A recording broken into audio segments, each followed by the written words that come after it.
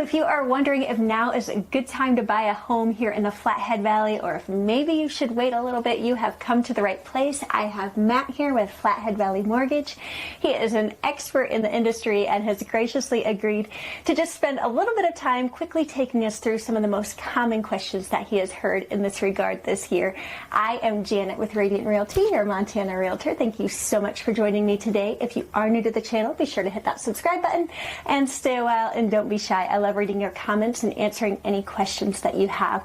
Additionally, I will leave in the link below, the description box below, a link to Matt's contact information as well in case you have any further questions. I'm sure he would love to have a chat with you. So Matt, can you tell us, is now a good time to buy a house in the Flathead Valley? Well, it's a complicated question and a somewhat complicated answer, but we'll try to break it down and simplify it. So really, the key part is if you don't already own a home, it's probably a decent time to start looking and buying a home. The key, there's time in the market beats time in the market, and that's a pretty simple standard. Now, there's a couple qualifying questions after, do you not own a home yet if you should buy? Some of those things are, do you have job security? And are you willing to live in that home for 5 years? So if you're willing to live in the home for 5 years and know that you can afford that mortgage payment for the next 5 years, you're going to take out any potential market factors at play that might happen and make sure that you're in a good equity position throughout the time that you're in that home. So, yeah, the other piece that you want to look at is what market rent looks like, right? So obviously rent is 100% interest rate, 100% compared to whatever interest rates are right now, and they're pretty high as a standard right now. So in the valley, market rents haven't dropped far enough, in my opinion, to justify waiting out to see what's going to happen. Okay. So yeah, again, if you're a first-time home buyer, get pre-qualified, look at that mortgage payment. If you can afford the mortgage payment and are willing to live in that home for the next 5 years, it's probably a good time to pull the trigger, regardless of what external market factors are doing. Okay, so we've kind of tipped slightly into a buyer's market as well right now also. So what are your thoughts on that?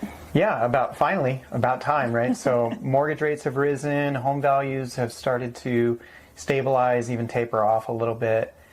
So we've been sitting around waiting for a buyer's market. We haven't seen a buyer's market in the Flathead Valley since maybe 2018, 2019.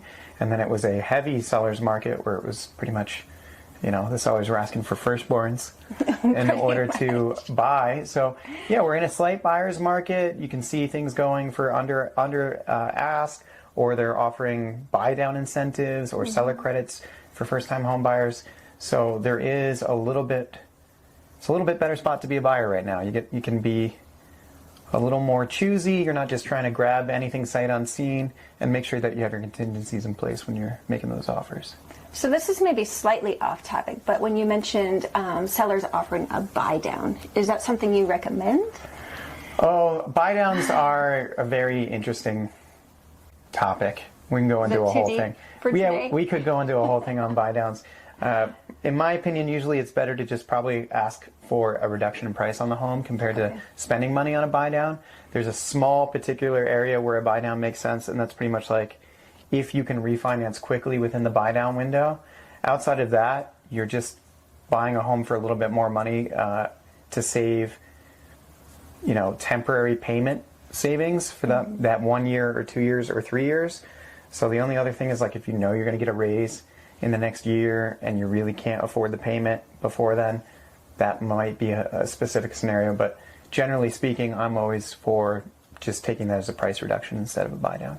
Okay, so if you do have further questions on that, check the description box below and give Matt a call. So Matt, should people wait for mortgage rates to drop to buy a house? Because they're kind of high right now. Yeah, so everybody thinks, if rates drop, then I can save a bunch of money on my payment.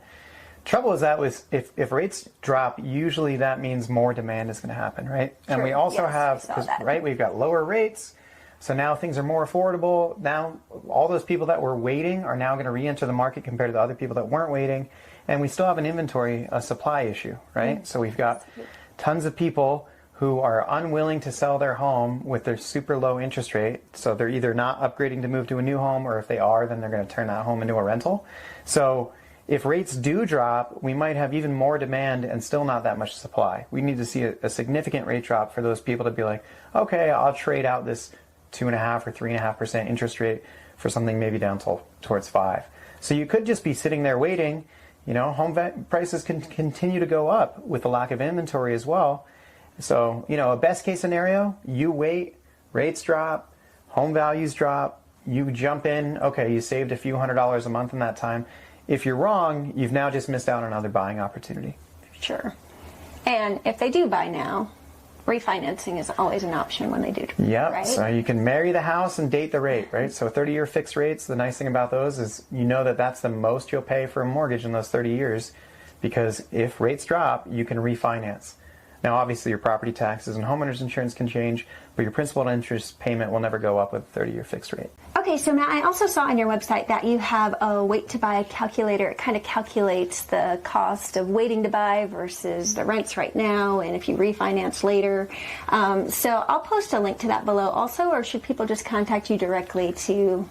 Yeah, you could post a link on it. What that one will show, it just shows, if you bought something now compared to waiting for rates to drop, going off historical appreciation values, what it would look like compared to buying now and then refinancing later, or just waiting for that refinance window. So it's a pretty interesting tool that you can use.